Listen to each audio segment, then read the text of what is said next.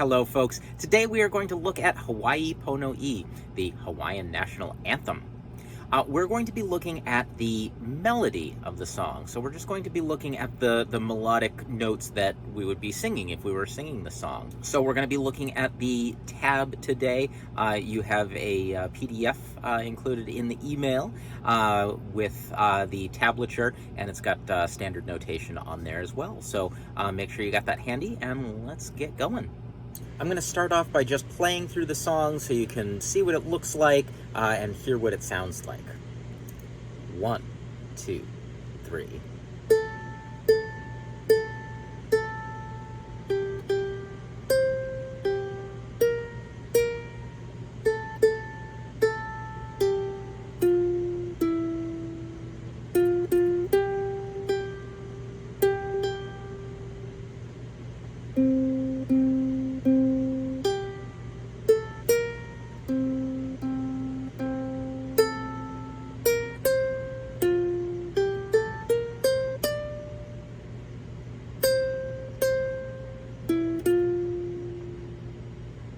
So let's take a closer look at the song.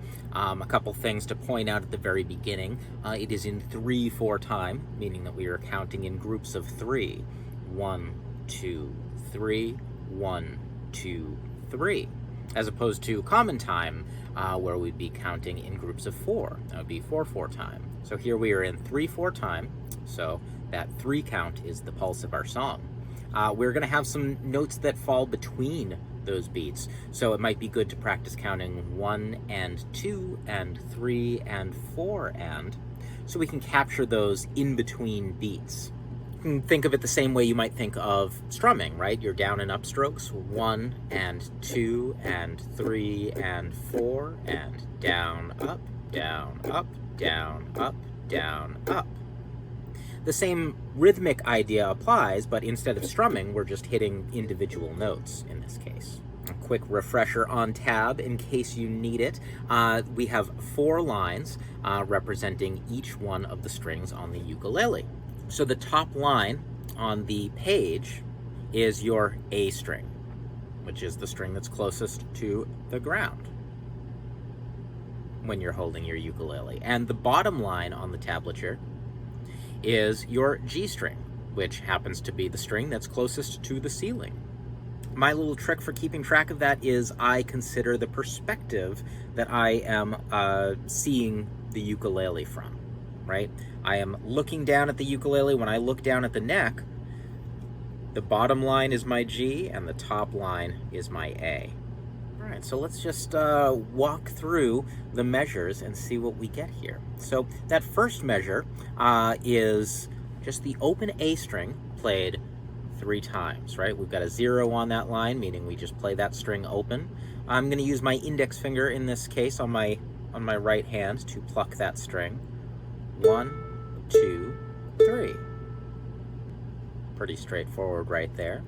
The next measure is relatively straightforward as well. We've got more open strings. Those zeros are all indicating open. So I've got a open A, and then I've got 2 open Gs happening underneath it. The idea is we have a long note, a short note, and then a longer note right afterward. It's the same rhythm as you'll hear in Ode to Joy, right?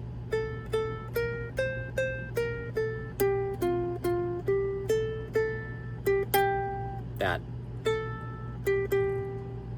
is the precise rhythm that we're hearing right here. So I could count that like this. 1 and 2 and 3 and, right? 1 and 2 and 3 and. So let's go back and compare that with the first measure, right? I'm going to play measure 1 and measure 2, and I'm going to count. I'm going to keep that 1 and 2 and 3 and count through these 2 measures. 1 and 2 and 3 and 1 and 2 and 3 and 1 and 2 and 3 and. So you notice that I'm playing those open A strings with my index finger, and then I used my thumb down here to play that G string. Let's just convenient. I've got multiple fingers, so I should use them. I can keep a finger at the ready.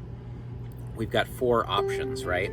We've got 4 different strings that we could be called upon to play at any time, and we've got 5 fingers. So typically when we're playing finger style, playing in like the classical style, I'm only going to be using these 4 fingers. I'm not going to use my pinky likely. In classical or Spanish guitar tradition, it would be referred to as pima, which each letter represents one of your fingers. The P represents your thumb, the I, your index finger, the M, your middle finger, and the A, your ring finger. So P, I, M, A. All right, in measure 3, we're back to like a straight quarter note feel. 1, 2, 3. No weird tricks in there. We're starting off by playing the 3rd fret of the A string, followed by the open G string, and then the 1st fret of the A string after that.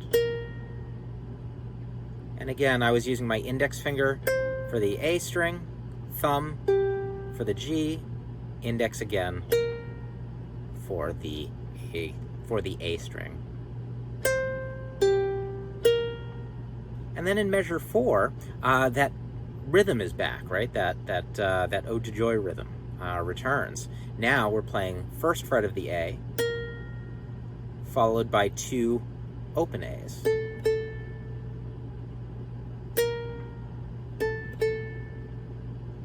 Let's see what that sounds like. I'm going to play measures 3 and 4 together. 1 and 2 and 3 and 1 and 2 and 3 and 1 and 2 and 3 and... Now, those 2 open A's that happen really quickly right next to each other, I could use my index finger to play both of those. We're playing this at a pretty slow pace, right? So I've been just using my index finger like so. But if I needed some extra speed, I might consider trying to use 2 fingers played in succession to get more speed on those notes, right? So I might play with my index finger the first time and middle finger the second time. Alternating those fingers is kind of like strumming up and down to get a faster attack on those notes. I'm walking my fingers across those. Again, classical guitarists are very used to techniques like that, as well as a lot of ukulele folks. Bass players are you're gonna see that very frequently with bass players who play with their fingers. All right, so let's play those first 4 measures all together, and I'll count the 1 and 2 and 3 and, so we can hear all those divisions. 1 and 2 and 3 and 1 and 2 and 3 and 1 and 2 and 3, 1 and 2 and 3 and 1 and 2 and 3 and. Measure 5, I play the open A string, open G, and then 1st fret of the E string. So we're finally leaving the A and G, those outside strings. So I've got open A, open G, 1st fret of the E. 1 and 2 and 3 and. Measure 6 is just an open E. That's a long note, right? It's a half note, so it's taking up 2 beats there. 1 and 2 and.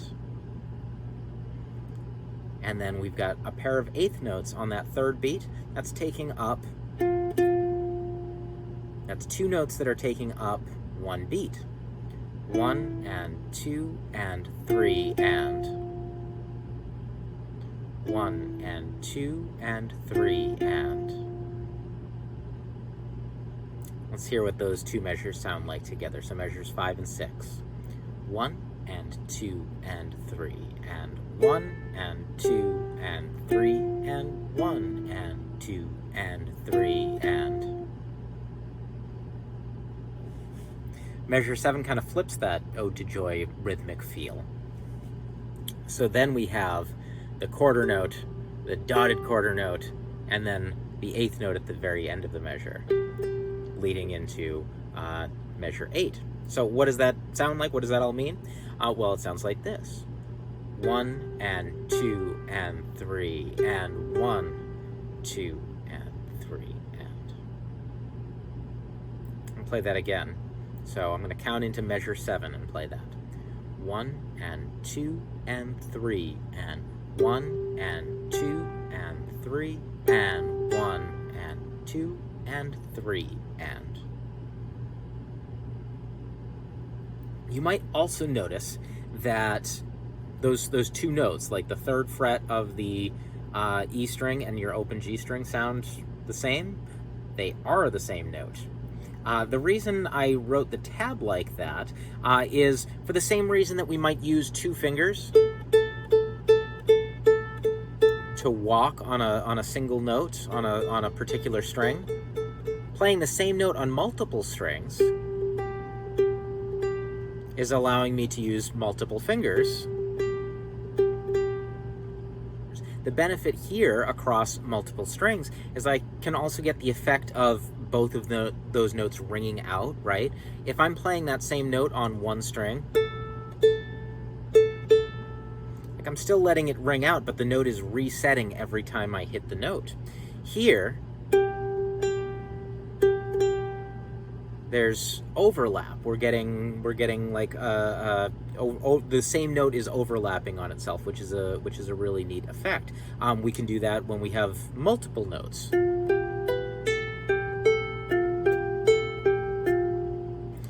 Stuff like that can sound really cool when the notes kind of blend into each other. It's kind of like holding down the sustain pedal on a piano, letting those notes blend and sustain. But let's take a look at what we've got for measures 5 through 8, that second row of music. I'm going to play through it and count it out. 1 and 2 and 3 and 1 and 2 and 3 and 1 and 2 and 3 and 1 and 2 and 3 and 1, 2 and 3 and... If you are glancing up at the notation, in measure 8 there, you'll see a funny little symbol. That is a rest. So what we're actually going to be playing in that measure is we're going to be holding that open G note for 2 beats, and then we have 1 beat of silence at the end. So 1, 2, rest. So what I would do is 2, 3. I would stop the strings from vibrating with one of my hands. 1, 2, 3. And just a little touch is all it takes. Okay, measure 9. We're into the chorus of the song now. So here we are getting our C string into the mix. So first of all, the rhythm here is the same rhythmic pattern as we were seeing in the first row of the song, right? Ba, ba, ba, ba, ba, ba, ba, ba, ba, ba, ba, ba. So all that's changing are the specific notes that we're playing now, but the rhythm is the same. So that measure 9 there is just 3 open C strings. 1, 2, 3. So 1, 2, 3. And then measure 10, we've got open G, open A to first fret of the A. So 1 and 2 and 3 and. So measures 9 and 10 together sound like this. 1 and 2 and 3 and 1 and 2 and 3 and 1 and 2 and 3 and. Measures 11 and 12, very similar. Again, we're starting on that open C. 1 and 2 and 3 and. but then we're starting that rhythm on the open A string in measure 12. So open, 1, 3. So 1 and 2 and 3 and. So measures 11 and 12 together sound like this. 1 and 2 and 3 and 1 and 2 and 3 and 1 and 2 and 3 and. Okay, let's play that whole row. 1 and 2 and 3 and 1 and 2 and 3 and 1 and 2 and 3 and 1 and 2, 3 and 1 and 2 and 3 and. All right, so this last row is one of my favorite parts, measures 13 and 14 in particular. This is one of the benefits to the high G string, the reentrant tuning, is that we can use that to our advantage when we're playing melodies, and it's very evident here. So before we even look at the timing, I just want to walk through what frets we're playing. So we started it off on the first fret of the E string. Then I'm going to play my open G string, followed by my open A string. Right? So I start on the first fret of the E, and then I'm playing my outside strings. You can see I'm using my thumb and index finger. Now I'm going to do the same thing for those next notes, but now I'm going to be holding down the third frets of those notes.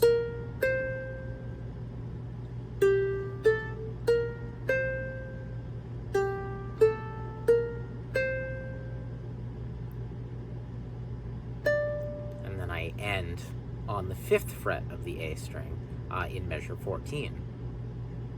Altogether it'll sound like this.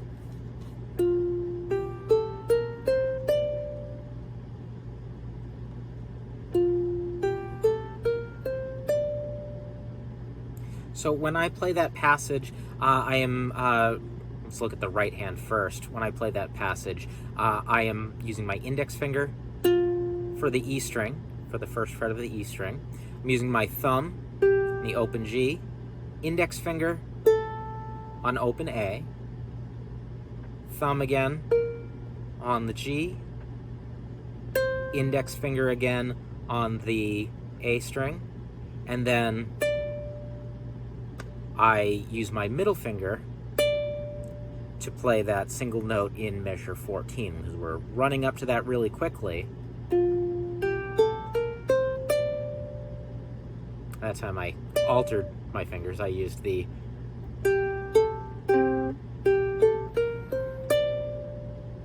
sometimes I'll interchange my index and middle finger. So I might start with my index finger.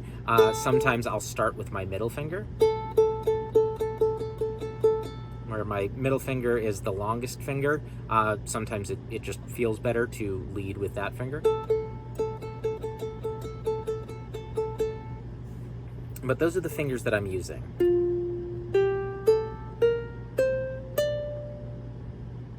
Now let's take a look at what my left hand is doing there. I am probably making this a little more complicated than I need to with the way that I'm playing it. When I'm playing those third frets of the G string and the A string, I am using separate fingers, right? But I could just play a bar. I could just bar my finger across that third fret. I'm not playing these, my inside strings. I'm not playing the C or the E string at all there. I'm just playing the outside strings. So it doesn't matter what I hit or what I don't hit in the middle. That might be easier to play. I typically don't do that. In this particular instance, there are instances where I will, but in this particular song, it feels uncomfortable to me to do that. I tend to be less accurate when I do that. It could just be that I need to practice more, applying that particular technique in this particular spot. But I find that my accuracy is a little bit better when I play it like this. It also means that as I approach that measure 15, my middle finger in there is already on the first note of the next measure. So I don't have to do any weird games. If I was to bar that, I would have to contend with kind of like changing my position more, right? There's more of a hand movement that has to happen in order for me to get to the end of the piece. Now, those are only minute details, and a lot of those might be preferences. So you might find one way of playing that more comfortable than another. Now, I really love the sound of this measure 13, the way that it is written in the tab there. But the reality is, you could also play it like this. Right? I could play that all on the A string. Basically, after the open G, everything else could be on the A string. Open A, first fret, third, and fifth fret.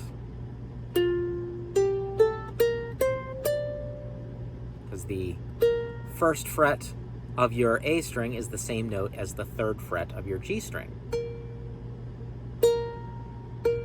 Now, what is the benefit of doing it the way that I have it written versus that way? Well, sound is pretty much the key factor for me here. I like the way that I'm allowing those notes to ring out as long as possible.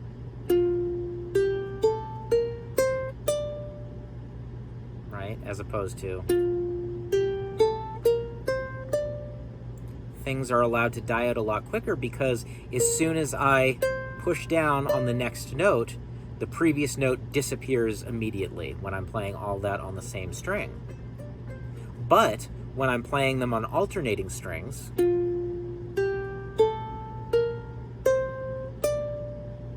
each note has a little bit more time before it disappears. All right, so that's measures 13 and 14. I'm going to play those again, and I'm going to count the beats so we can make sure that we're solid on what that rhythm is. 1 and 2 and 3 and 1 and 2 and 3 and 1 and 2 and 3 and. All right, measures 15 and 16. I've got my index finger on the third fret of the G. I've got my middle finger on the third fret of the A string, and my pinky is still holding out that fifth fret of the A string. So what I can do here is I can release my index and pinky fingers and just play that third fret of the A string twice. Then I have an open E after that. And I end on the first fret of the E string. I'm just going to play measure 15. So kind of coming off of where I was before in measure 14. It's definitely something that you want to think about, especially when you're breaking up the song. This is a great way to practice, breaking up the song into little chunks and practicing little bits at a time to get the whole thing under control. It's easier to take in one measure at a time than it is to try and remember the whole piece at once. But you want to remember where you're coming from. So when I'm looking at measure 15, if all I'm working on right now is measure 15, I don't want to forget where my hands were when I ended measure 14, right? Because if I practice this with a completely different finger set, when I put it into context, oh, wait a second, how did I play that end? I used this finger, right? So I want to make sure that I am building off of the previous work that I did, and I want to be thinking about where I was before considering how I'm going to finish it off. All right, so measure 14, my hand was my hand was like this. So I lift up my index and pinky fingers and I play the 3rd fret of the A string twice, open E, and then the final measure is 1st fret of the E. And let's see what the timing of that is, right? 1 and 2 and 3, and 1 and 2 and 3, and 1 and 2 and 3, and let's play measures 13 through 16. So this is the last row. 1 and 2 and 3, and 1 and 2 and 3, and 1 and 2 and 3, and 1 and 2 and 3, and 1 and 2 and 3, and all right. So let's try playing the whole piece. And I'll count the whole way through. So we're going to take it at that nice slow pace, and we'll be able to hear where all of those notes land in our 1 and 2 and 3 and count. 1 and 2 and 3, and 1 and 2 and 3, and 1 and 2 and 3, and 1 and 2 and 3, and 1 and 2 and 3, and 1 and 2 3 and 1 and 2 and 3 and 1 and 2 and 3 and 1, 2 and 3 and 1 and 2 and 3 and 1 and 2 and 3 and 1 and 2 and 3 and 1 and 2 and 3 and 1 and 2 and 3 and 1 and 2 and 3 1 and 2 and 3 and 1 and 2 and 3 and then from there at the very end of measure 16 you might notice the little bar with the 2 dots and that is indicating a repeat. So that just means you go back to the beginning of the song and play through the whole thing again, and that is Hawaii Ponoi. One of the reasons that I am not strumming and singing this song is I am not confident in the pronunciation of the Hawaiian lyrics. So I've included a PDF with the Hawaiian lyrics and the English translation. It is something that I'm working on and that I would like to get better at. And apologies if my pronunciation of Ponoi isn't very good, but I am still working on that part. That is what I am practicing right now. Play through those measures nice and slow, work on your count and timing for all of those things, and if you're feeling pretty comfortable, you can play along with a version of the song that I made, and it's an ensemble arrangement, so it's written for 2 re-entrant ukuleles, 1 low-G ukulele, and a guitar. So the video for that will be included in here as well, so you can play along with 4 of me. It's a beautiful song, and I hope you enjoyed kind of playing around with the melody like this. If you'd like to see more tab videos like this, send me an email, tinyvillagemusic@gmail.com, and we can talk through any song you might want to learn.